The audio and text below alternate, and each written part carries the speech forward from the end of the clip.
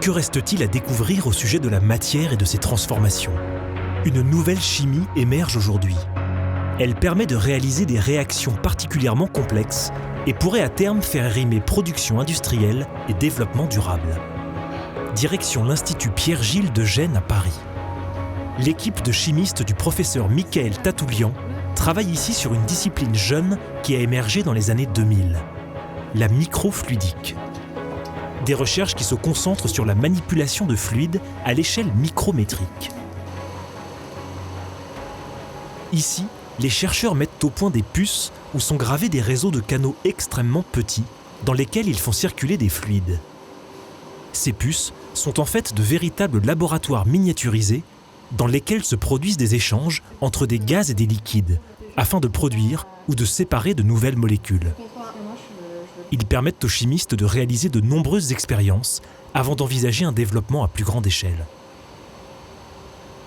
L'intérêt de travailler avec des microsystèmes, c'est qu'on va intensifier l'ensemble des échanges. Lorsqu'on mène des réactions chimiques, souvent ce sont des réactions exothermiques qui peuvent être dangereuses.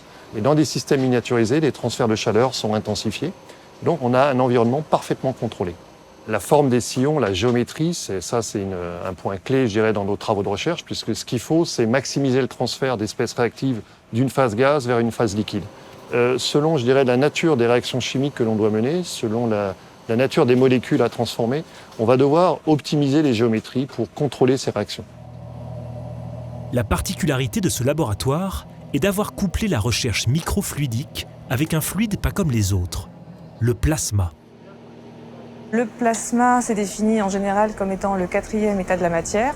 On va l'obtenir en appliquant une tension importante entre deux électrodes. Et de ce fait, on va accélérer les électrons qui sont naturellement présents et créer beaucoup d'espèces très réactives, comme des électrons, des ions, qui vont permettre d'effectuer des réactions chimiques dans un environnement à basse température et basse pression.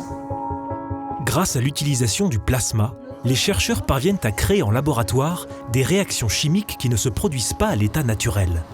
Ici, les plasmas sont intégrés à des systèmes miniaturisés pour exposer les espèces réactives à des liquides ou à des catalyseurs, des substances qui permettent d'accélérer les réactions chimiques.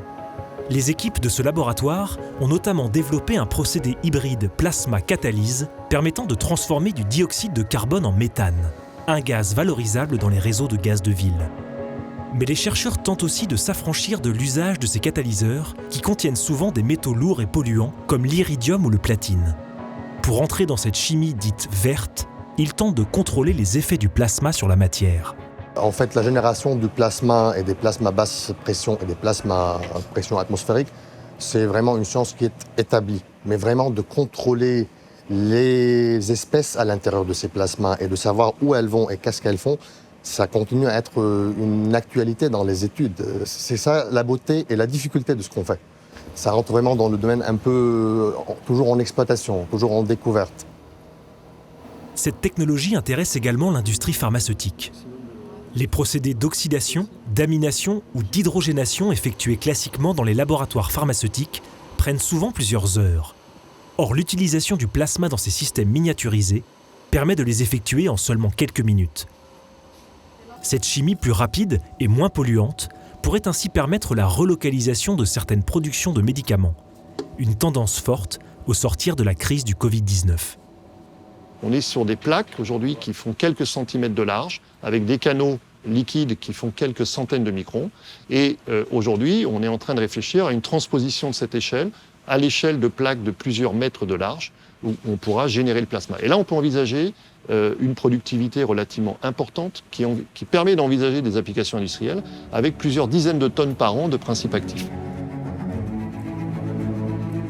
Ce laboratoire est aujourd'hui sollicité par des partenaires industriels et doit encore les convaincre que cette technologie peut être mise en œuvre pour leurs besoins de production. Si ces chercheurs y parviennent, ils pourraient faire éclore la chimie de demain, plus propre et plus durable.